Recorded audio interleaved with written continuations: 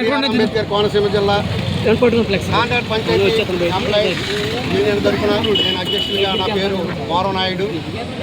మరి ఈ పంచాయతీలో గత 30 సంవత్సరాల నుంచి కూడా మా సోదరులందరూ కూడా పనిచేయడం జరుగుతుందండి. మరి ఎంతో సీనియారిటీ ఉంది, అలాగే అనుభవం ఉంది, అలాగే ఎడ్యుకేషన్ కూడా ఉందండి.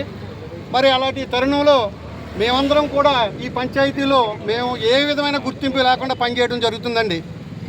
మరి 3 సంవత్సరాల కిందట మీరందరికీ తెలుసు, కరోనా మహమ్మారి వచ్చినప్పుడు మరి ప్రతి ఇంటి దగ్గర, ప్రతి పేషెంట్ దగ్గర మరి శానిటేషన్ చేసి దాంట్లో భాగం మేము కూడా చాలా దగ్గరుండి మా 5 సార్లు చెప్తే మేము చేయించిన రోజులు ఉన్నాయి సార్. అలాంటి విధంలో మా సోదరులు కూడా చాలామంది ఇబ్బంది పడటం కూడా జరిగింది. మరి అలాంటప్పుడు కూడా మమ్మల్ని ఎవరు కూడా గుర్తించలేదు. ఇప్పుడు ఈ ప్రభుత్వం వచ్చిన తర్వాత వ్యవస్థలో పంచాయతీ వ్యవస్థ మారుతుందండి. గ్రేడ్ 1, గ్రేడ్ 2, గ్రేడ్ 3, గ్రేడ్ 4 కింద చేస్తున్నారండి. ఇందులో మాకు అనుభవం ఉన్న వాళ్ళని, అలాగే సీనియారిటీ ప్రకారంగా మమ్మల్ని అందరినీ కూడా మరి తీసుకోవాలని మరి ప్రభుత్వాన్ని కోరుకుంటూ, అలాగే మరి మాకు పెండింగ్ జీతాలు ఉన్నాయి సార్. ఈ స్వర్ణ పంచాయతీ ఏర్పాటుకు ముందు కనీసం ఒక్కొక్కరికి 2 సంవత్సరం ఆదాయం లేక, మరి పంచాయతీలో ఆదాయం లేక జీతాలు లేని పరిస్థితిలో మేము ఉన్నాం.